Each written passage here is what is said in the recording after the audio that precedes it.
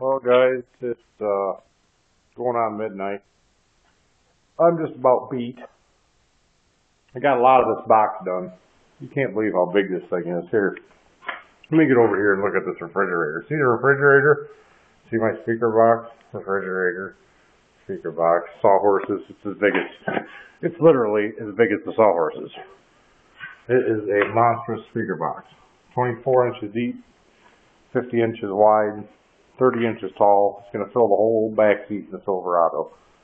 I got a lot done, not as much as I would like, but it's hard work. It's a lot of work. So yeah, let me pull my front plate off here so you can see what's going on the inside. Oh man, this thing heavy because it's double thick.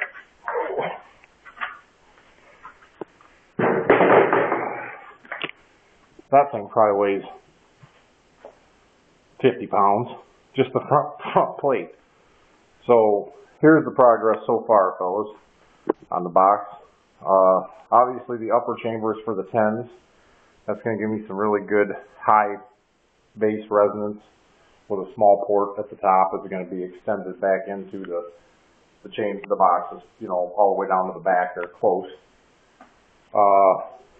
Now for the main subs here, the big guys, 212s, they're going to be firing into this chamber. You can see I've got some finish work done on this chamber. It's getting closer to being done here. Got double thick in there, obviously, which is going to be up here too. But for right now, I've just got a double thick in here. I Gorilla Glued underneath before I set this 3/4. It's 3/4 on top of 3/4. I Gorilla Glued underneath. I screwed a bunch of screws into it. They're just the right length so they won't stick out the back of the box. And the Gorilla Glue swells up like spray foam. Okay, you can see this is spray foam I've got in here because this piece wasn't exactly big enough to fit the hole, but it was real close. So I thought it was a good idea anyway to put this in here like this and then spray foam it. And then I'll cut that spray foam off at like a 45-degree angle so it'll just, you know, be a nice transition for everything. And I had these nailers that I put in here to screw things to tighter and stuff like that. So that's all going to be 45-degree angled at the back. And then you can see that I got this baffle in the center.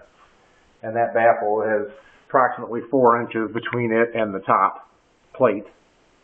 So that the air, you know, it fires into this chamber that the 212s do, and then the air has to go up from in the chamber, up and over this ridge, and come down into this next chamber, which is going to have, it's just going to be open and hollow. I'm going to do all the corners with spray foam and 45 it and paint it.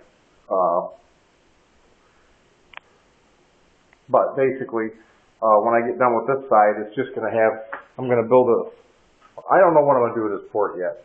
I might end up putting the front plate on before I port it, and then just run these things. I don't know what I'm going to do yet. We'll see. But anyways, you can see how that's going to work. It's got this is basically your firing chamber here, and then it's going to go into the port from there, work its way out. And then the top will be one big open chamber with just one port at the other end. So, yeah, it's getting better, guys. This thing is so heavy and so stupid strong. When I get done with it, it'll be really, really stupid strong. So, I'll show you a little more when I get farther, when I get done doubling up some more parts and different areas and things and stuff. So I will keep you guys updated as the progress goes on. It'll probably be, I don't know, it'll be sometime this week I'll get it put together. But it's going to take some time. It's a labor of love and hate relationship. You gotta love it when it's done and you hate it when it's not.